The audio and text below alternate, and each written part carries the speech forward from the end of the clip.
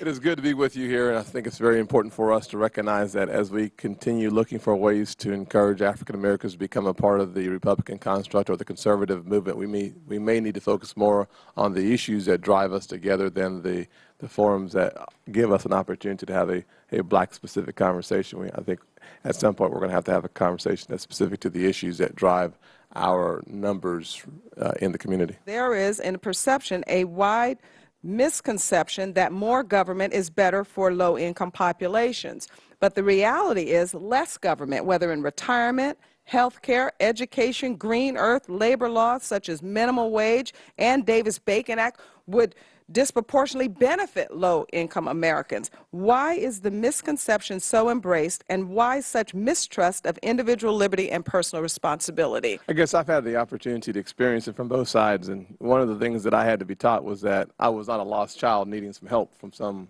very liberal, well-meaning, well-intentioned big government coming to solve my problems. Growing up in a single-parent household, living in abject poverty, and having the opportunity to successfully flunk out of high school in the 9th grade really helped me reach my conclusion that the more government came to help me, the less individually responsible I was going to be for myself.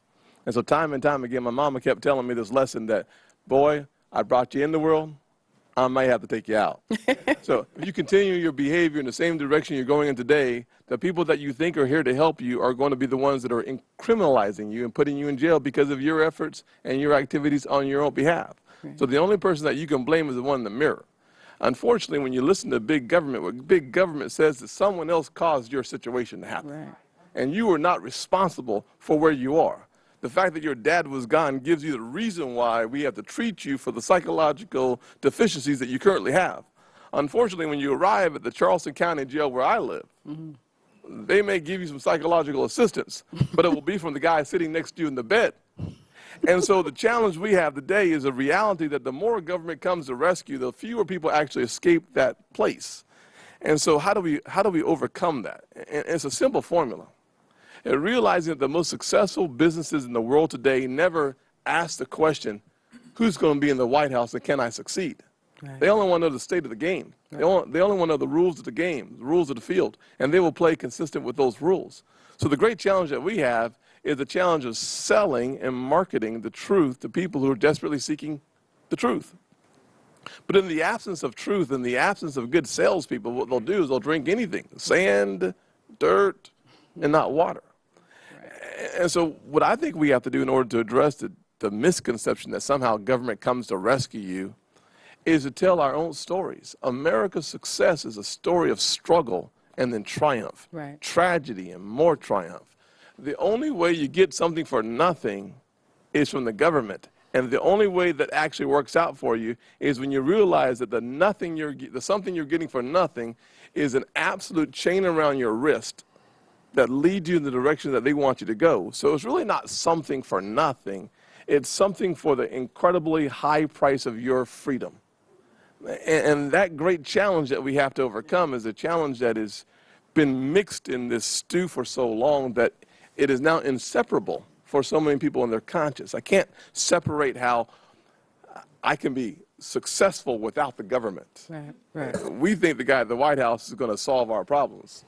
I don't care whether he's a Republican or a Democrat. At the end of the day, I'm going to succeed because I've been given the inalienable right and the opportunity for success. I was given the great birthright of being an American. Right. And so if we don't start having a conversation about the underlying issues, it doesn't matter what the political consequences, right. The political reality is that we're in. Congressman Scott, should we keep African-American children or low-income children in failing schools until there's some type of racial equality into other schools in that particular state?